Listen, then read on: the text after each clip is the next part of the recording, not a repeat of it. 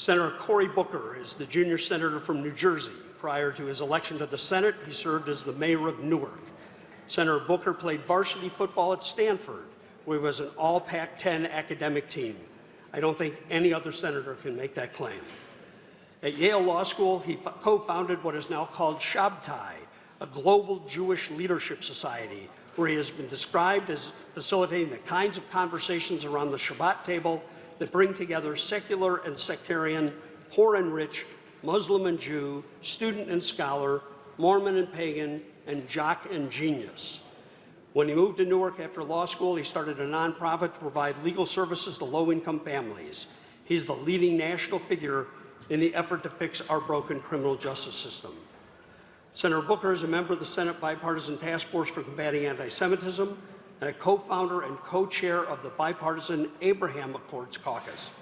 He is a co-sponsor of the Countering Anti-Semitism Act. No stranger to this room, please welcome Senator Cory Booker.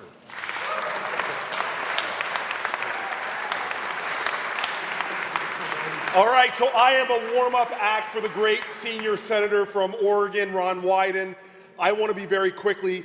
I'm blown away that I have such great relationships with so many people on the dais, from Rabbi Margareta, and I saw Rabbi Shemtov. I just want to focus in on two people really quick. First, Eric, who reminded me that we have been meeting each other over the years. We've danced together at weddings. He introduced me at a Young Presidents Association Act. But the most powerful thing I can say to him as he's sitting here being honored and recognized, the most important thing he wanted to talk to me about was maybe now my mother will be proud of me and I can give her some nachas for being honored at this great organization. And I appreciate that because I too, I don't have a Jewish mother, but I have a mother that says behind every successful child is an astonished parent. So I hear you on trying to give your mother nachas. I also want to say to Malcolm, I was brought to see Malcolm. I've known Malcolm since I had hair. And that was a long time ago when I was brought to see him when I had a lush afro. But the fact that when I was a student, I was brought to see him where he was heralded to me as one of the most important global Jewish leaders whose name we don't know.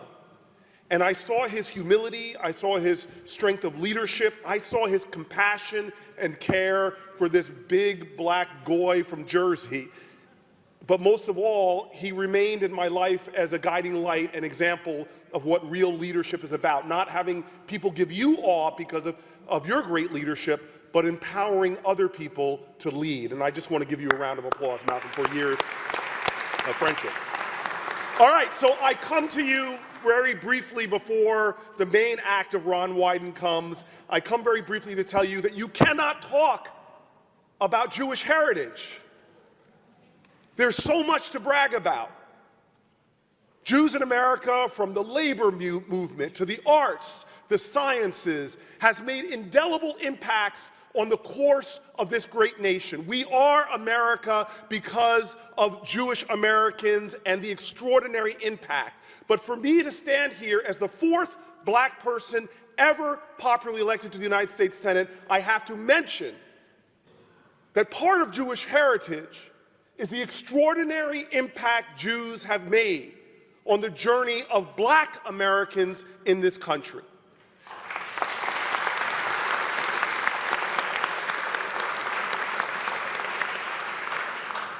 A Jewish man on a couch in 1965 being so troubled by watching the Edmund Pettus Bridge where Alabama state troopers beat marchers, one of them, my hero, my former colleague, the great John Lewis. This Jewish man in New Jersey said, I've got to do something about this. I can't afford a plane ticket down to Alabama.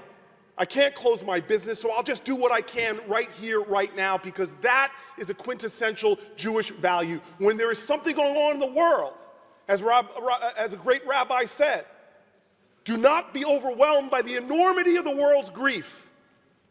Do justice now. Yours is not to solve all the problems, but not to abandon them either. He started volunteering with the Fair Housing Council. Years later, he gets a case file of a black family trying to move into New Jersey in the wealthy suburbs where there was great public schools but being denied housing.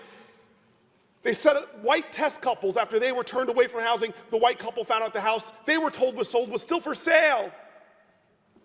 Papers were drawn up for the white family. On the day of the closing, the white family didn't show up. The black man from the black family and this extraordinary Jewish lawyer named Marty Friedman and confronted the real estate agent.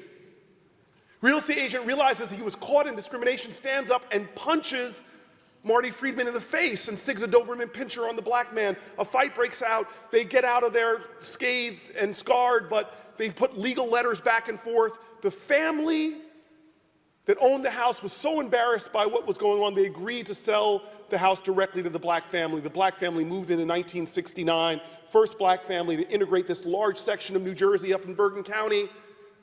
And then 43 years later, the baby from the black family was elected as the fourth black person ever in the United States history as a United States Senator.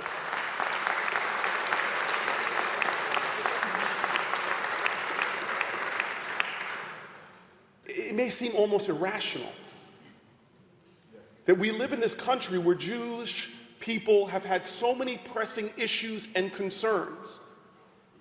But the Jewish community has always realized this truth. If I am not for myself, who will be for me? But if I am only for myself, what am I?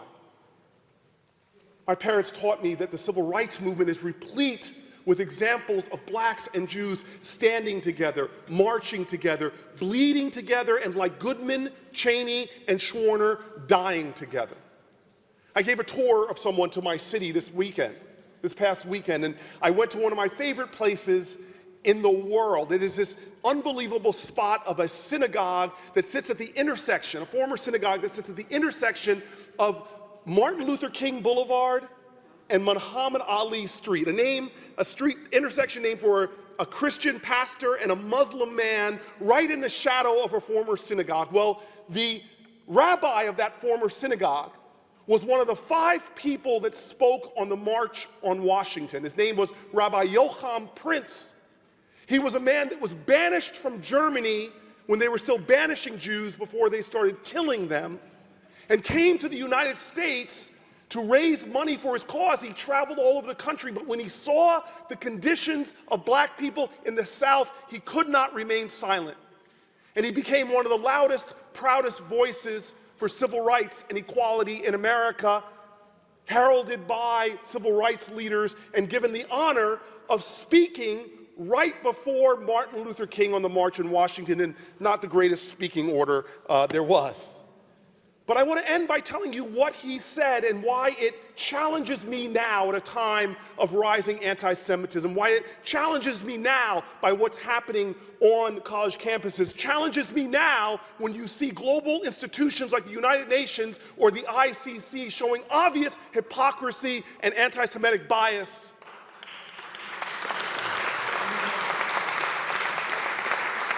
Because he said the problem really is and always will be not the hate of the world, not the violence of the world, but good people who are indifferent to it. I stand here on a legacy of blacks and Jews sacrificing to make our nation live up to her promise that we should be a nation of not liberty and justice for some, but liberty and justice for all. That is our legacy. That is our struggle. And now more than ever, the Jewish community, which has fought for the labor rights, has fought for equal rights, has fought for so many other communities, I stand here today that I remember, I will not forget. I stand up for Jewish rights. I stand up for equality. I stand against anti-Semitism. I will repay my ancestors, and I believe that the great heritage of Jews in America has only just begun. In B'ezrat Hashem, the best days are still ahead of us. Thank you.